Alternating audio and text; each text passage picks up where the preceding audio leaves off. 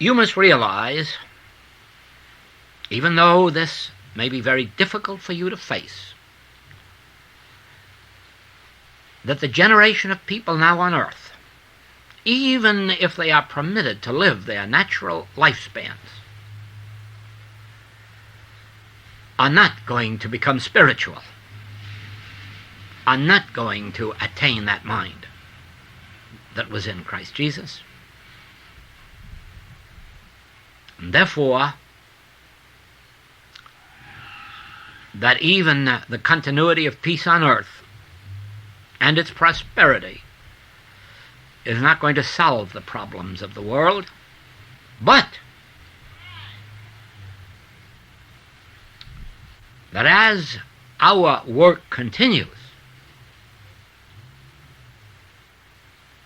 even the children of the next generation, not born to Infinite Way students, will be born in this consciousness, because this consciousness is being revealed on earth,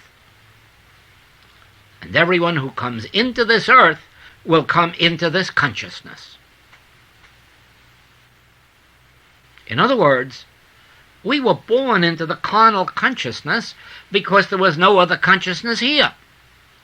It was carnal even if it was churchly religious. It was carnal no matter which religion prevailed. It was made up of good and evil. It was made up of health and sickness.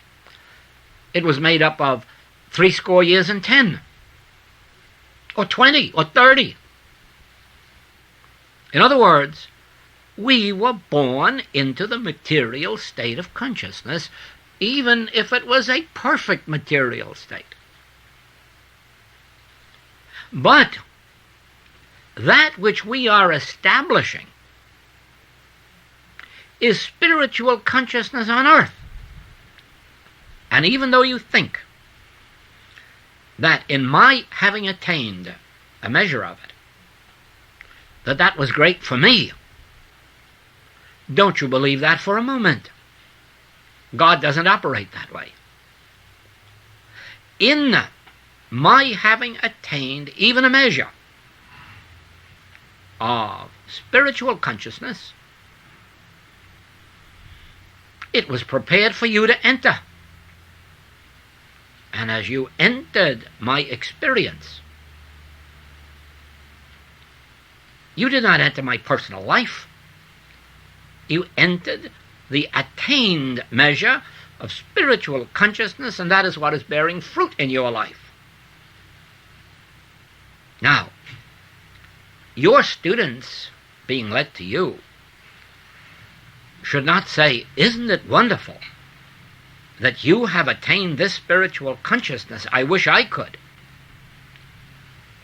Because this is limiting spiritual consciousness to a person, which you cannot do. Therefore, any measure of spiritual consciousness that you have attained is the measure of spiritual consciousness into which your students are coming. Therefore, they are coming into the attainment of it. And then through them, you will discover why 10 righteous men can save a city. 10 individuals of attained spiritual light can provide a spiritual consciousness for a whole community.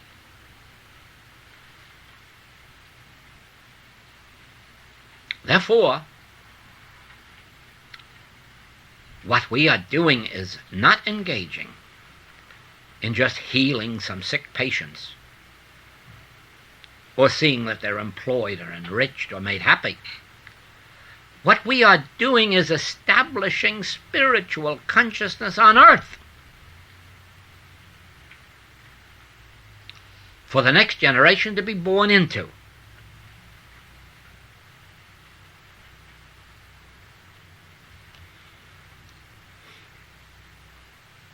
I would wish, as you would, that all of the people now on earth could awaken to this. But if only you will realize how difficult it has been for you individually to awaken to it, even with these writings, even with this example, then you will know how difficult it would be, if not impossible, for those who have not even attained sufficient light to know that there is light. And therefore, we may witness almost this complete generation departing from this earth, not even aware of what took place during this dispensation. So that if they could be told 100 years from now of what took place while they were on earth, they'd say, how is it I never heard of it? I read newspapers and magazines every day and never knew that that was taking place. You may be assured that there were a lot of people on earth in 1776 who did not know that an era of freedom and equality was being born, who left this earth in their old Tory consciousness, feudalistic consciousness. And there was only a remnant who perceived the nature of what the world would be. A world which began with the vision given to Greece that produced the first freedoms there. The vision which is next visible in England, resulting in the Magna Carta, under which most of us still live. For remember, we in the United States still live under the English Blackstone law, except Louisiana, which lives under the French Napoleonic Code. The rest of us are living under the English law.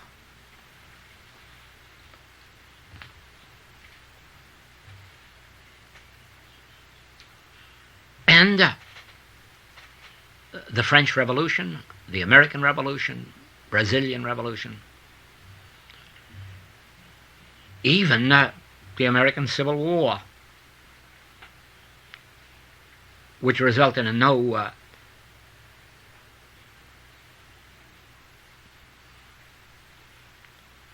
great attainment, was nevertheless itself a manifestation of the state of consciousness that was revealing freedom, justice, equality. Now you see, these are not physical conditions on earth. No, these are states of liberated consciousness. And so it is that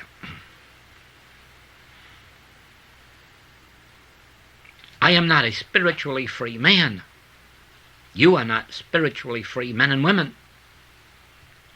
We are manifestations of a state of spiritual consciousness now on earth, as it is in heaven.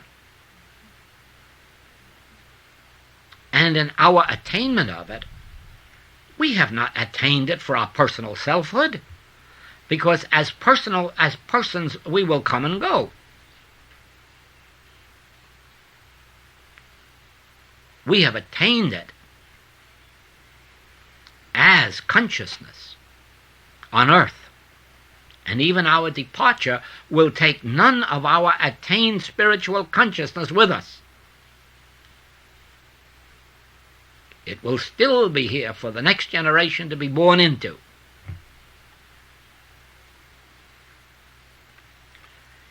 Now,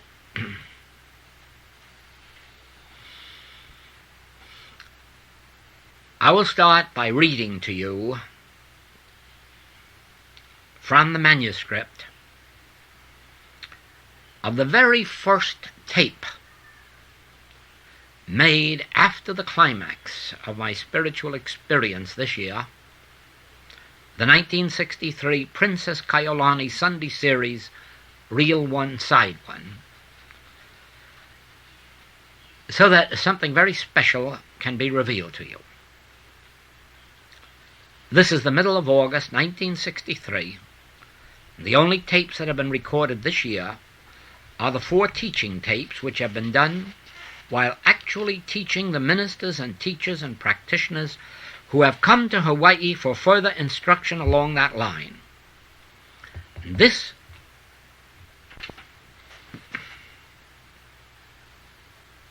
will be the first of an entirely new series.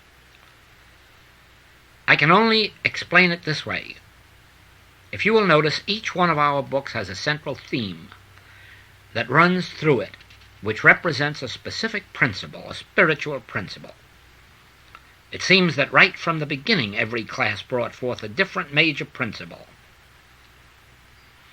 As we study these books, the classes, each one of these principles works in our consciousness to lead us to a higher state of consciousness. The human mind in and of itself would never rise above itself.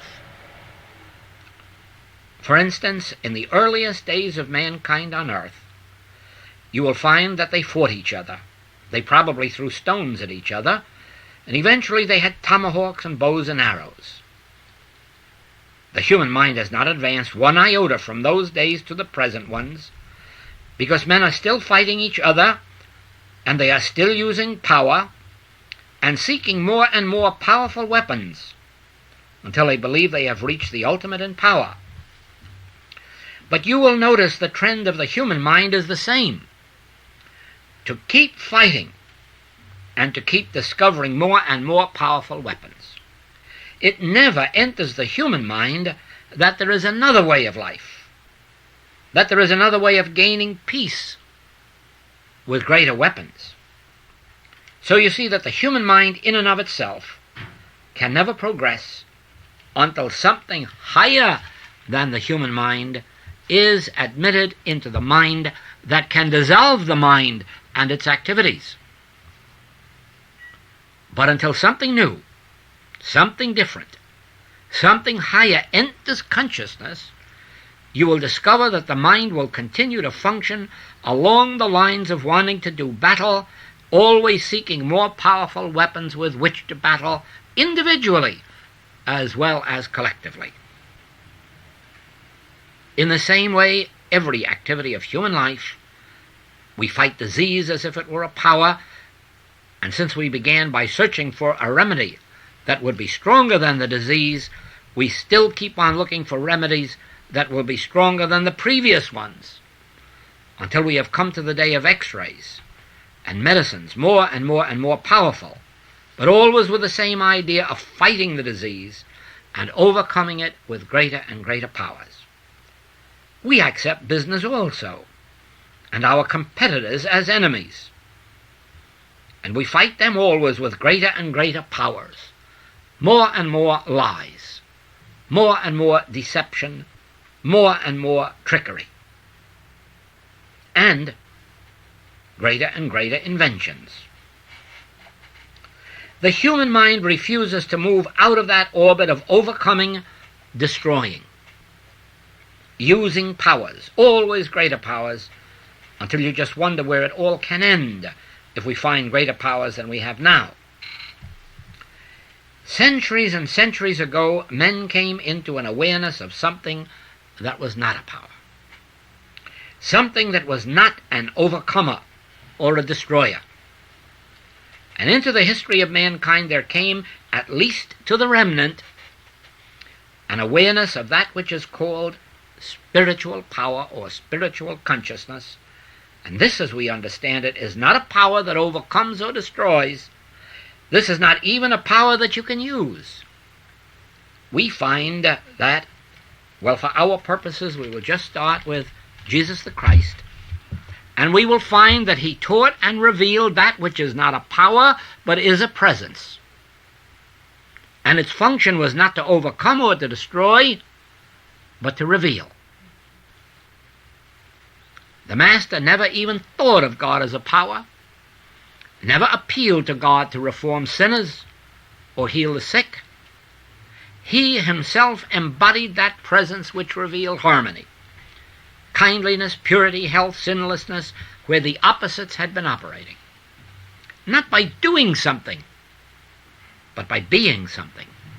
Not by using a force or power, but by revealing that spirit. Here comes that word spirit, that which cannot be seen, heard, and yet which is within the nature of every individual awaiting recognition. A whole new era was opened to the world through the ministry of the Master, because it was doing away with temporal power,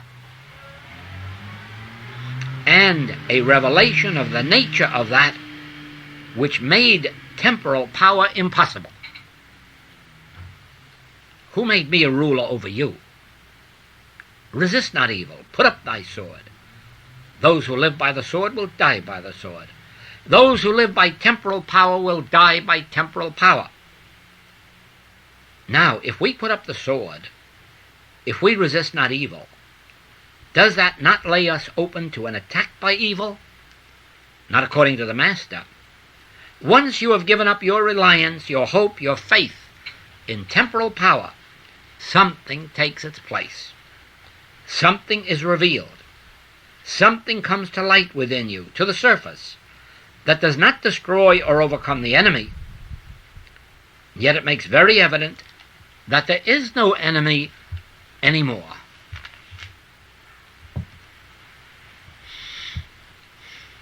Remember, the Infinite Way states throughout, this is not a teaching, this is an experience.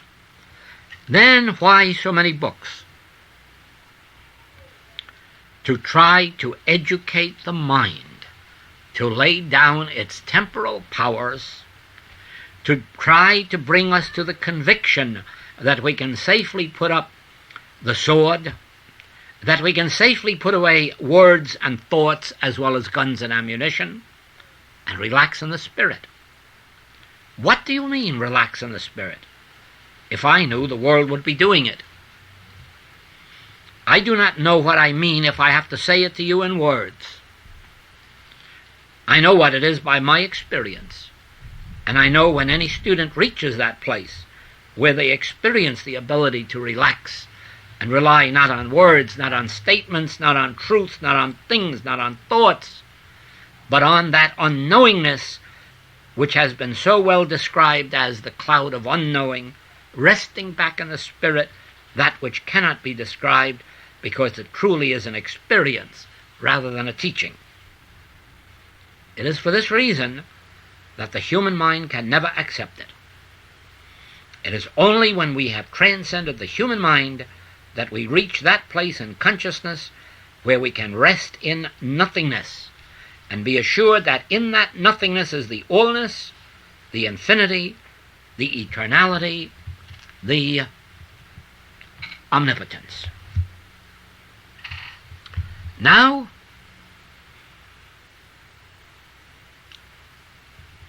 you see the entire picture as it is spread out before you, that the human mind is not going to accept a life by grace.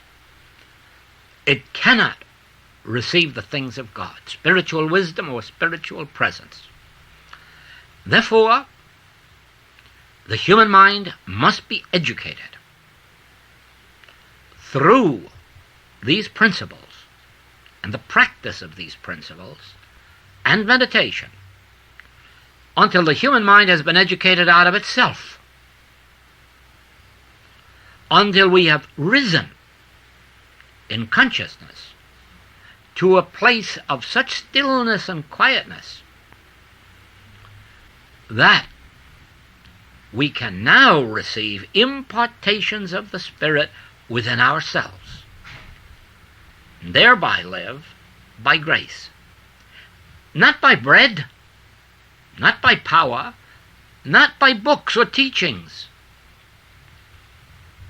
but by every word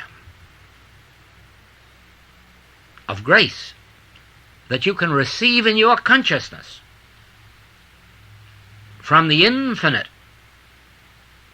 which is your consciousness, and to which, through these principles and meditation, you now have access.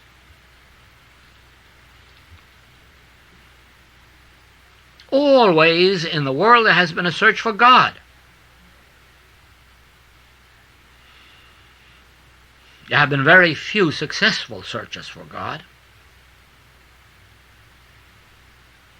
because only seldom has the search been confined to within oneself.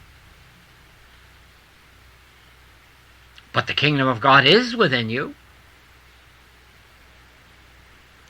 And if you can be brought, as you teachers have been brought, to some measure of awareness of this, to where you understand Joel's place and the Infinite Way book's place in your life,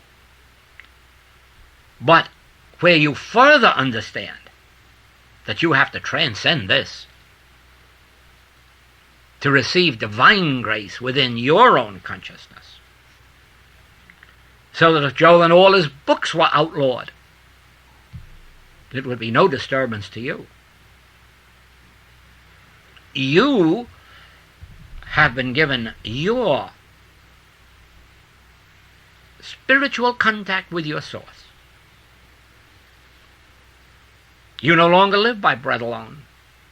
You no longer live by the grace of princes or principalities or powers. You live by grace.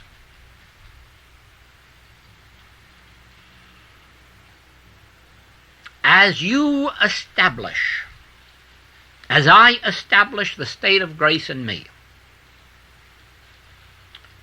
and through me this state of grace is established in you,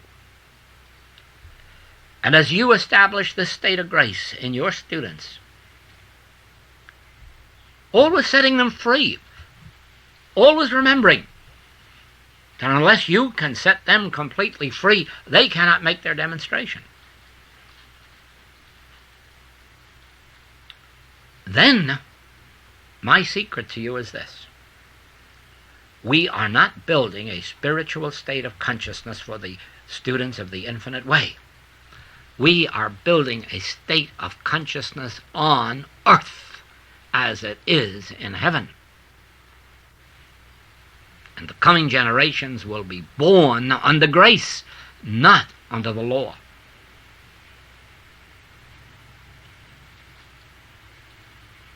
You already notice that some children are born to where they can play musical instruments without taking a lesson. They're born into musical grace. Some students are born into mathematical grace. Some into art grace, without taking a lesson. We should all be born that way, with the arts and the sciences, the literature and the mathematics within us, plus the source of these, Spirit.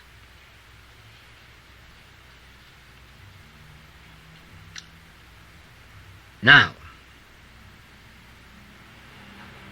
as you study every paper that I have done since August 16th,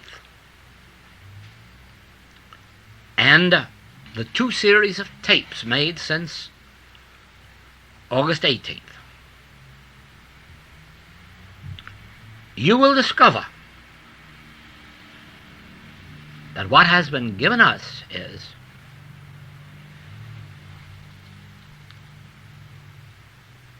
that we are now entering the consciousness, rising above the need for words and thoughts,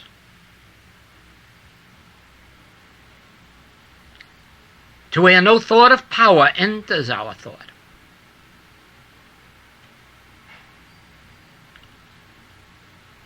to the ability to live by grace in the consciousness that thy grace is my sufficiency, and that there is a sufficiency of that grace omnipresent. But remember this always: the failure of the metaphysical movements lies in only one mistake that was made. They actually believed that human beings knowing these truths was power, and they couldn't demonstrate it. They did not perceive that the use of the truth, the letter of truth, must be not for the attaining of health and automobiles and success, but for the attainment of the higher consciousness. Therefore they missed this, that the natural man, no matter how much truth he knows, cannot receive the grace of God. Therefore, you cannot say to your student, God's grace is thy sufficiency, and there is a sufficiency of God's grace ever present, because of your student as a human being. It is not true. You are teaching him to live in that truth for the purpose of attaining that consciousness of grace.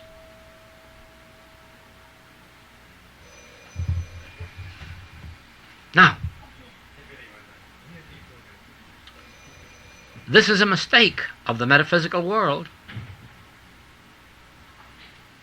using truth for the attainment of things and conditions instead of using truth for the attainment of the higher consciousness,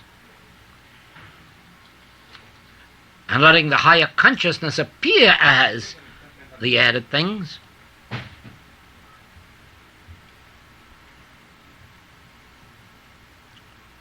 Watch your students, Infinite Way teachers,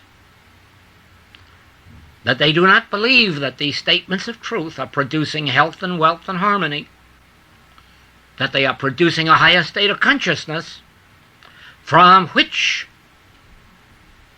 the harmonies will flow as naturally as water flows downstream.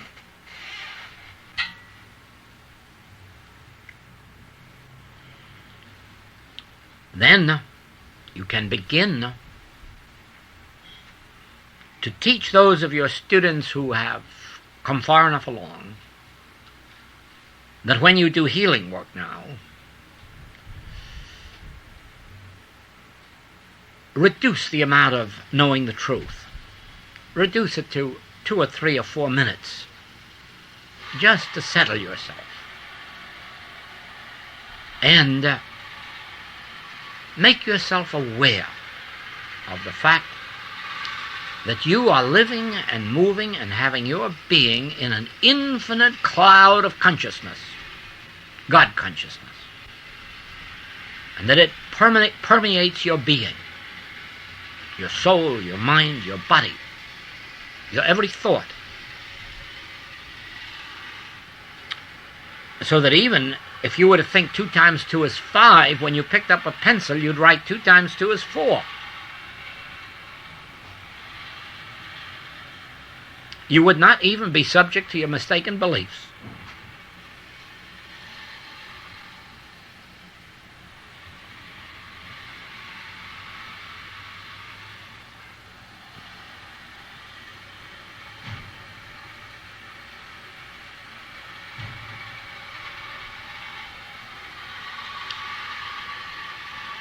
These papers, the new ones, these tapes, the 2 new series, will not only reveal this to you, but because we had been elevated into this consciousness will permeate you. You will take on the consciousness of these papers and of these tapes. And you will envelop your students and your patients in this consciousness. And they will envelop their families and their children's families and the unborn families in this consciousness because we are not establishing spiritual consciousness for a small body of people on earth. We are establishing spiritual consciousness on earth as it is in heaven, for all generations to be born into, to manifest, to live, to express.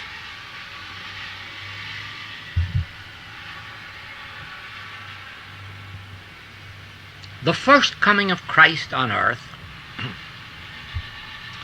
is a demonstration of Christ in individual experience.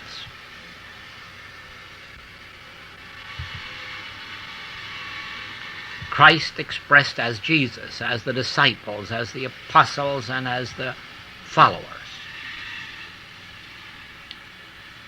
You might even say Christ consciousness expressed as Mrs. Eddy and some of her disciples and apostles and students. And Christ consciousness as expressed as Joel and his teachers and his practitioners and disciples. But the second coming of Christ is that which we are now establishing. Christ consciousness as the consciousness of mankind.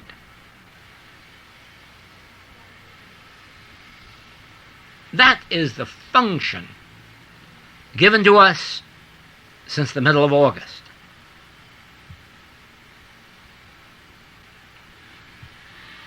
We are not concerned with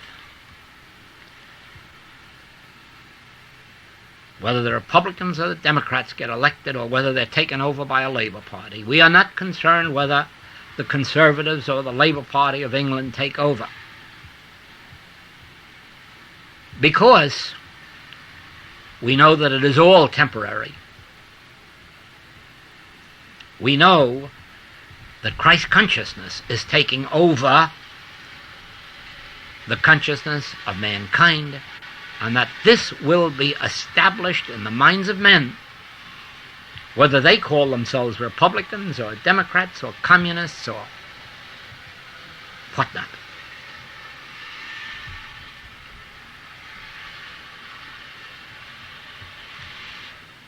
Heretofore, the attainment of the Christ has been an individual experience. Now the attainment of the Christ will be by birth. You'll only have to be born to be in it. You do not believe for a moment that it could be a part of God's plan that one generation after another should be born into all the miseries that have existed on earth, and each generation come up a little bit out of them. And then each generation have to be born again to go through the same thing?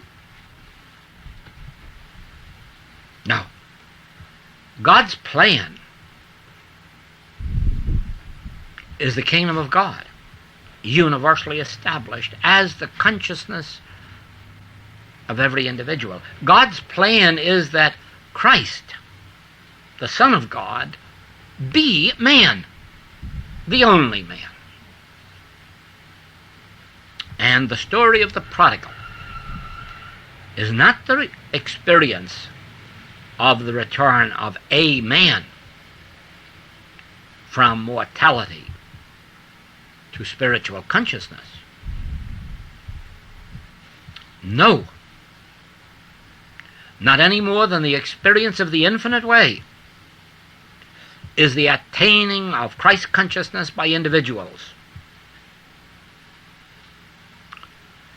The secret of the story of the prodigal son is the carnal mind of man surrendering itself and ascending into Christ consciousness. What good is it to the world if that one man some centuries ago reformed and became spiritual? Do you think that a mystic ever wasted a moment telling about one individual who attained harmony? The story of the prodigal is the story of prodigal consciousness that finds itself today eating with the swine, finds itself today fearing the very prosperity of the stock market, fearing the abundance of the crops,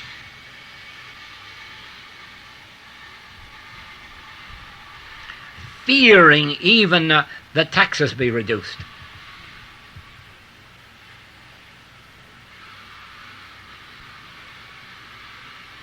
The consciousness of mankind today is the prodigal son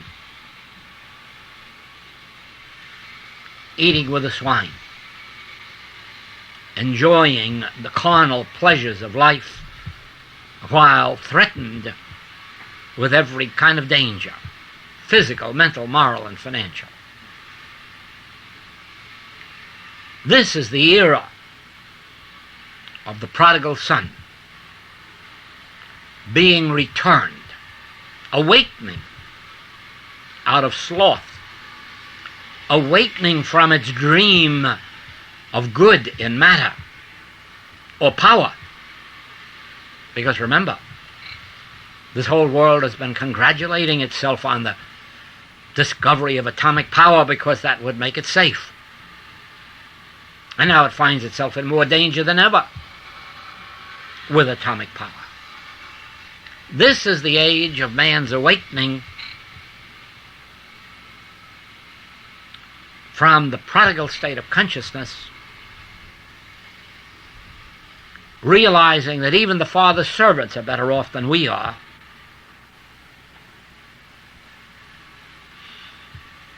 and starting the march toward the Father's house, toward the attainment of divine consciousness. Now, you know, if the prodigal attained that, it's of no value to the world except as an example. If Moses went from being a shepherd to the Savior of the Hebrew race, this is only of value as the experience of an individual and the promise of what could be for us. If Christ Jesus rose from the consciousness of a Hebrew rabbi to the attainment of Christhood, this is of no value to us except as it is an example and a promise of our attainment. If Saul of Tarsus could go from that unenlightened intellectual to the attainment of Christ's realization, its only benefit to us is as an example and a promise. But if the example and the promise is that only one by one we will attain it, there is no hope for mankind, because each generation will have to go through the same experience, and only the remnant in each generation ever attain it. Therefore, I bring this to you now. The story of the prodigal son must be accepted as the rising of the carnal or human consciousness into the divine as a whole for mankind. That the second coming of the Christ is not the second coming of one man with Christ consciousness, but is the coming of Christ consciousness to human awareness.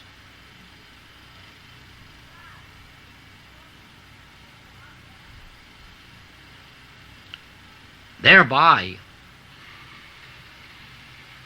not a remnant will be saved, mankind will be saved.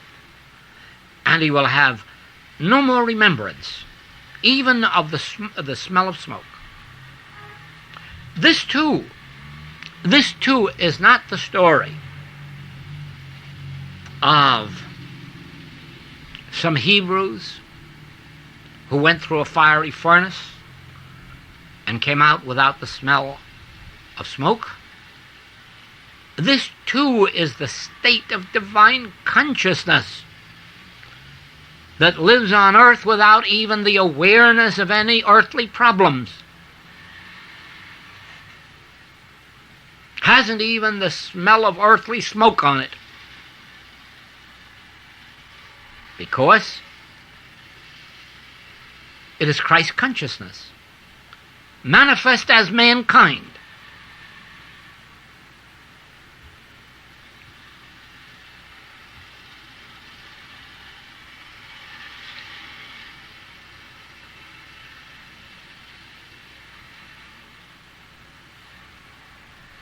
All of the promises that have been given to men have been that if they individually would obey the 10 Commandments and the Sermon on the Mount, or follow the fourfold path or the eightfold path, that they would be led into harmony.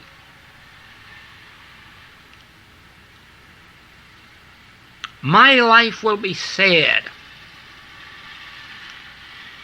if I should ever have to believe that there is a divine grace which could bring to me the measure of harmony and joy and peace that I have in this world.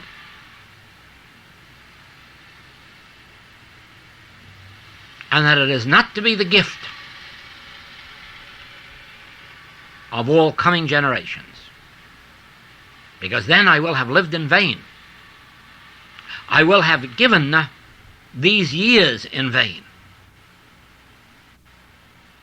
Because my interest is not in building a community of free souls. Because no community of free souls could be happy knowing the rest of the world is in slavery.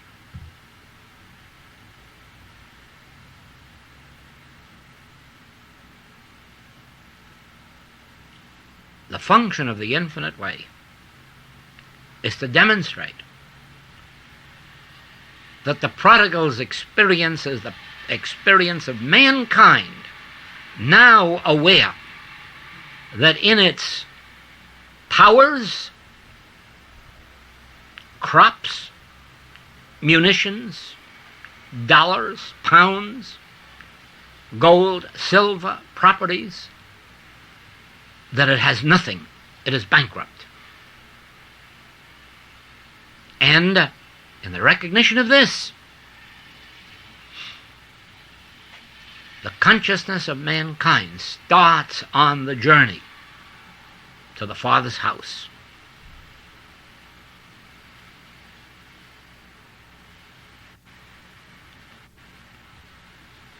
If I can experience some measure of this Christ consciousness, and through me, and any activities of mine or teachings that have come through me, if you can attain some measure of Christly freedom and peace,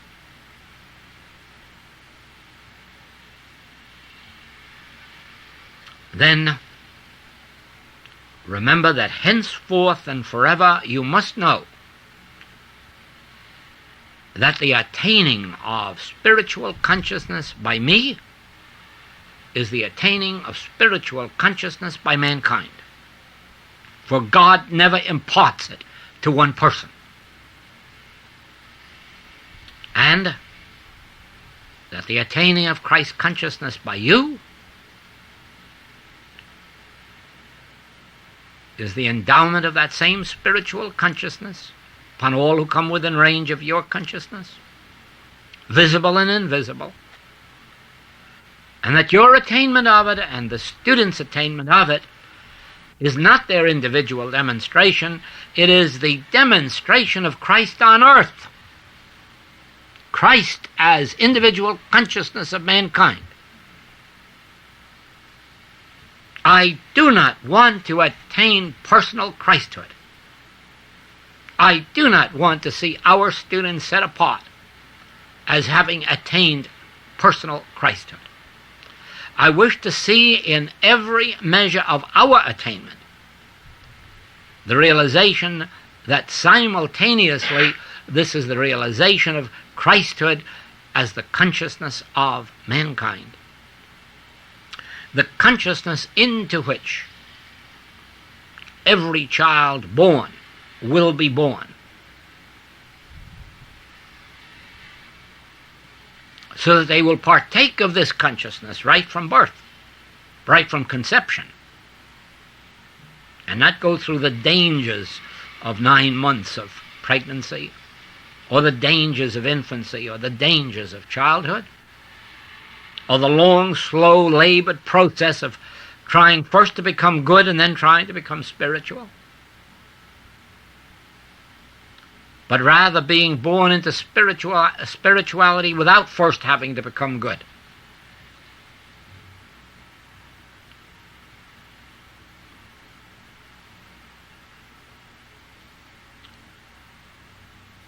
The papers since August 16th, the tapes since August 18th, and this tape, these must be the texts for our teachers and our practitioners. They must become so thoroughly permeated with this message, indoctrinated with it, that it becomes their very consciousness. And it will then appear in their teaching, even when they are teaching the infinite and giving the milk of the Word. Still, it will be imbued with Christ consciousness. It will not be the milk of the letter alone. It will be the milk of the letter imbued with Christ consciousness.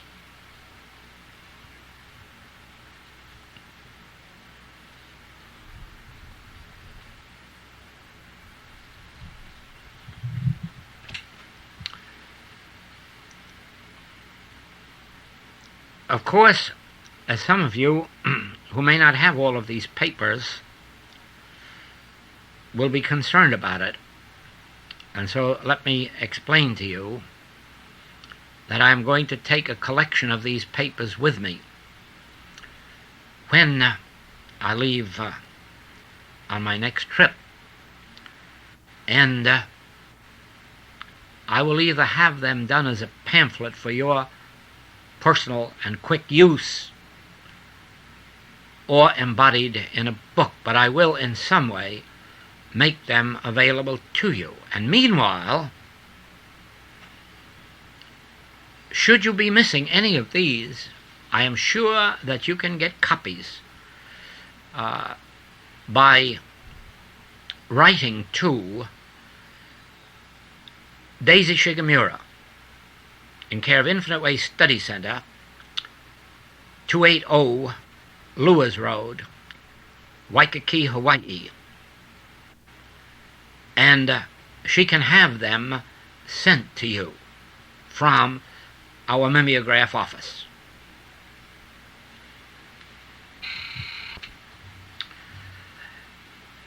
Remember that what I'm trying to show you now is that as you yourself have learned the letter, that is, the specific principles of the Infinite Way,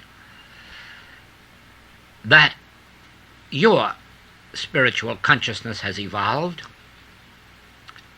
and has become a healing, reforming, forgiving, supplying consciousness for your students and patients, and has brought you to that place where you no longer live by outer effects of any nature, although you enjoy all of them that are necessary, and desirable, but that you do have meat the world knows not of, you do have a hidden manna, you do have a grace, which you have attained through this study, and that now you can live by virtue of that meat, that hidden manna, that divine grace, without might and without power. And that therefore, that in the same manner, you are educating the human mind out of itself, as you teach your students this way, and you are educating them out of the power of the mind itself into an awareness that I have a meat the world knows not of, I have a hidden manna, I live by grace, a sufficiency of grace unto every moment. I want you to see this, but I want you to see the broader vision. That if you have thought that you have only been teaching the students sitting in front of you, or with whom you're in correspondence, your vision has not been great enough. You have been teaching human consciousness.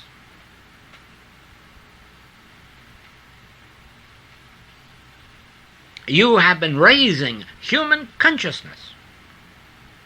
And every time you have raised an individual, you have raised thousands.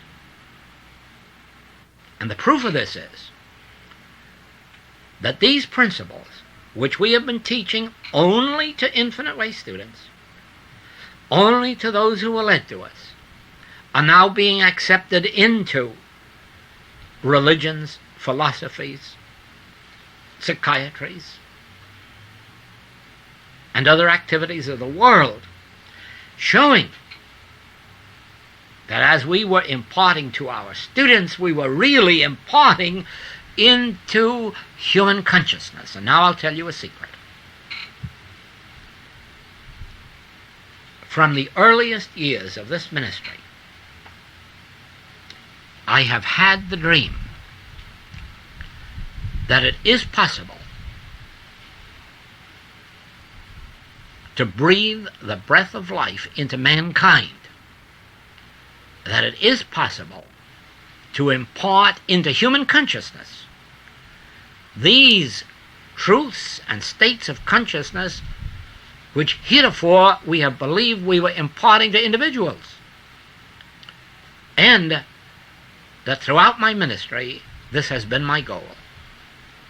Attaining the day when every truth realized in my consciousness became the truth realized in the consciousness of mankind. And I've tried to show this to you in this way. I have explained to you that the secret of healing is in this, that the state of divine healing consciousness realized by me becomes temporarily the state of consciousness of the patient, thereby resulting in their healing. Therefore, everyone attuned to my state of consciousness thereby may become aware of every divine revelation that's given to me, wherever they may be on the globe, and even when they are not taking conscious thought, because by our relationship to each other, there is only one consciousness functioning. There is a spiritual bond that has united us, so that a spiritual truth received by one is received by all. But this has only been my preparation for revealing that every truth revealed in my consciousness is, or any truth realized in your consciousness, is instantaneously realized in human consciousness. And I will tell you what first gave me the cue to this. Many years ago I learned that two men perfected the telephone at the same time, and that one of these, Alexander Graham Bell, deposited his application for patent in the patent office in Washington 30 minutes before a man from California came in and deposited his. And both sets are in Washington with the official stamp on them 30 minutes apart. And because Bell was first, he received the patents. And therefore, I suspected that a truth revealed in consciousness could be picked up by anyone, receptive and responsive. But since the human mind is not really a power in the presence of the divine consciousness, there is no barrier to any truth realized in my consciousness or yours being instantaneously received in all human consciousness. And on this basis we can bring about the second coming of the Christ, which means the revelation and demonstration of Christ consciousness as the consciousness of mankind, universally, regardless of his religion or lack of it.